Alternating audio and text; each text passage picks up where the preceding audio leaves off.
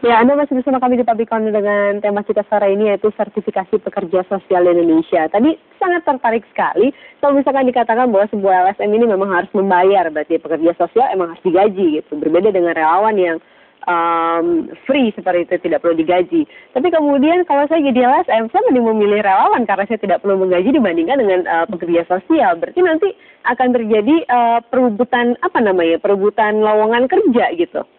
Gimana nih Bu? Ya, sebetulnya kalau misalnya kita bicara tentang kualitas, artinya gini, pengamatan kita di lapangan, terlihat sekali sih Mbak, antara relawan dengan pekerja sosial profesional itu memang berbeda gitu, cara kerjanya. Jadi kalau kita lihat misalnya pekerja sosial profesional itu sistematis ya, jadi memang misalnya dalam penanganan masalah dia ada pertama assessment dulu, itu ada teknik-tekniknya tuh, misalnya kemudian analisa, kemudian baru rencana program, implementasi. Tapi LSM juga pasti akan menyediakan pendidikan seperti itu, karena mungkin LSM tidak akan mungkin menerjunkan orang-orang relawan itu ke sebuah daerah yang penuh dengan bencana tanpa pendidikan juga kan Bu? Iya, cuman memang berbeda ya. Sebenarnya dia disebut LSM juga ada beberapa level. Pertama adalah memang yang mereka berbasis sukarelawan gitu ya. Yang level kedua dia yang bekerja di pengembangan masyarakat. Ya. Terus juga ada yang disebut social welfare kontraktor gitu. Artinya LSM juga adalah organisasi yang dia bisa partnership ya, baik dengan pemerintah maupun dengan organisasi internasional, di mana dia juga bidding untuk dapatkan proyek dan seterusnya. Nah, untuk proyek-proyek seperti ini biasanya memang untuk kategori masalah sosial yang cukup berat dan luas. Dan komponen untuk gaji dari pekerja sosial kan sudah disediakan di dalam proyek itu. Jadi kemudian untuk menjamin nih Pak, pemerintah menjamin bahwa pekerja sosial ini keberadaannya itu akan menjadi sebuah prioritas bagi perusahaan maupun LSM, itu harusnya dibuat seperti peraturan seperti itu loh. Kalau enggak nanti pekerja sosial akan kalah dengan relawan yang gratis. Undang-Undang Nomor 11 itu sudah mengamanatkan kepada Kementerian Sosial untuk mempersiapkan tentang sertifikasi itu. Itu sudah ada. Seperti kata Bu Ventini tadi, yang paling mendasar perbedaan antara relawan dan pekerja sosial adalah dari segi kompetensi.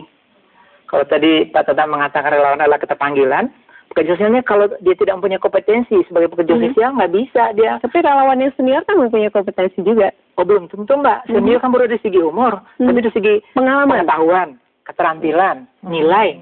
Ada loh prinsip-prinsip seorang pekerja sosial. Dan mereka nanti juga ada organisasi profesi dan mereka juga bikin kode etik profesinya gitu. Nah jadi pemeliharaan atau mengawal bagaimana profesionalitas seorang pekerja sosial di samping oleh organisasi profesinya juga oleh Kementerian Sosial dengan sertifikasi ini gitu. Dan nanti kan ada akreditasi lembaga kesejahteraan sosial Mbak. Nah, itu salah satu kriterianya kan harus dia ada pekerja sosial profesional di situ. Kalau tidak dia akreditasinya tidak terlalu baik gitu. Akreditasi wadah tempat dia bekerja, sertifikasi untuk SDM pekerja sosial ini gitu. Sebenarnya kan kalau kita benchmarking misalnya ke sistem pendidikan, di situ kan ada komponen misalnya sekolah, komponen guru, komponen pemerintah. Ini sebenarnya juga adalah momentum untuk sistem kesejahteraan sosial membangun semua komponen-komponen yang ada di dalamnya. Orangnya perlu disertifikasi. Tentu tidak menghilangkan para relawan itu karena mereka satu kesatuan. Kemudian lembaganya seperti LSM itu tadi juga didorong untuk diakreditasi gitu ya. Dan juga misalnya komponen pendidikannya memperoleh atau menyelenggarakan satu pendidikan yang punya kurikulum yang sama dengan lain termasuk komponen profesinya. Ini sebenarnya untuk merespon perkembangan masalah yang terus terjadi, yang tidak hanya di level bencana atau kemanusiaan, tapi juga ada pengembangan masyarakat. Apalagi sekarang kalau kita pakai paradigma HAM misalnya, menjadi lebih luas lagi persoalan. Dan dalam perlindungan anak sekarang ini Mbak, ini beberapa lembaga internasional seperti Save the Children, UNICEF itu sudah sangat mensupport, sangat yakin betul bahwa memang dalam perlindungan anak itu memang harus ada pekerja sosial profesional. Nah, jadi itu kita harapkan nanti dalam lembaga lain yang isu lain kemiskinan dan sebagainya juga makin menyadari pentingnya. Betapa pentingnya pekerja sosial yang bersertifikasi. Itu lagi Mbak Dita. Ke depan pelayanan sosial itu sudah merupakan hak warga negara. Jadi seseorang yang kondisi tertentu itu dia punya hak mendapat pelayanan gitu. Nah di situ yang berbasiskan hak atau berbasiskan HAM gitu. Jadi nggak bisa kalau ada warga negara Indonesia yang membutuhkan pelayanan sosial, terus pemerintah atau siapapun tinggal diem tuh nggak mungkin, angkatan seperti itu nggak mungkin ya Pak ya. Tapi ini kalau misalkan dilihat sertifikasi berarti terkait dengan kualitas daripada pekerja sosialnya. Ini sejauh mana nih Pak proses sertifikasinya akan segera berjalan?